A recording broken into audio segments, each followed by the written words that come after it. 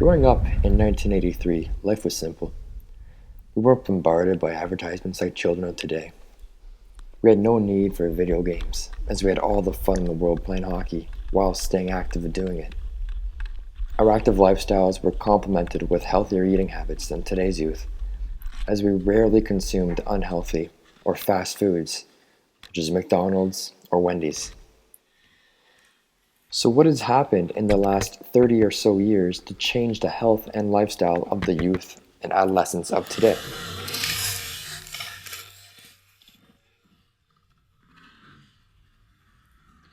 Marketing to children. Back in 1983, companies combined annually spent $100 million on marketing to children. Now, $100 million may seem like a large amount of money, but when compared to the $17 billion spent this year and last year by companies, $100 million seems quite minuscule. So, with this increase in marketing to children, what problems arise? Well, one of the biggest and most obvious problems has to do with food marketing and the problem of obese children. Childhood obesity is a serious and escalating problem. Yet children are being targeted like never before with high calorie, nutriently deficient foods. So what does this mean? Obese children are at serious high risk of developing hypertension or type 2 diabetes, a disease that used to only be found in adults. Since 1980, the number of overweight kids ages 6 to 11 has doubled, reaching 15.3%. Since 1980, the amount of overweight kids who are adolescents has tripled, reaching 15.5%. The World Health Organization, the Institute of Medicine, and the British Food Commission conducted reviews of academic research proving and showing that there is a very strong correlation between child target marketing and childhood obesity. Now, one would think that with all this evidence clearly showing the negative side effects of marketing to children, that these corporations would stop, or at least tone it down. But unfortunately, that's not the case. As soon as these corporations learnt and saw how lucrative that marketing to children could be for their business, there is no turning back as corporate greed kicked in. Corporations use a variety of different techniques to reach out and market to children. One of the most popular techniques, despite technically being illegal, is product placement, which is usually featured in primetime children's television shows.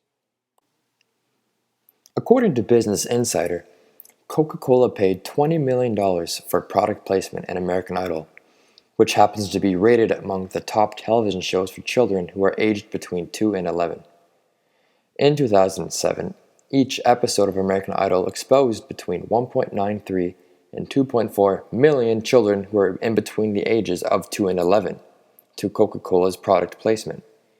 Now, although this may seem like a great business opportunity, the impact that Coca-Cola can have on children's health is devastating.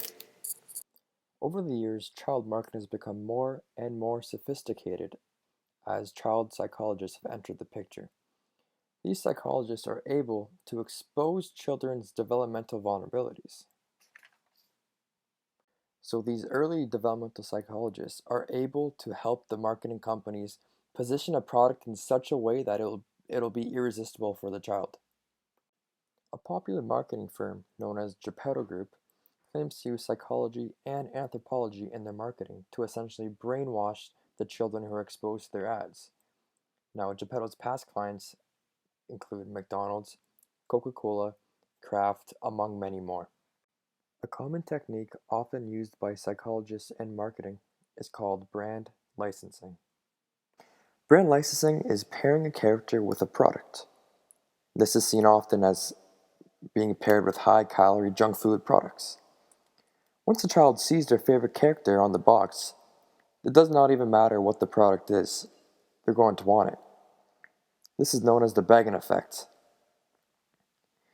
The begging effect is when the child will beg and beg until the parents eventually cave in and buy them the product. At this point, it's become fairly obvious that major corporations are not going to stop marketing to children. So, what's the solution? The solution is Verb, or more social movements like Verb.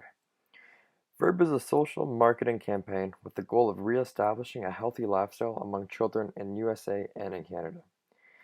Verb uses the social marketing principles of product, price, place, and promotion to continue to grow in size.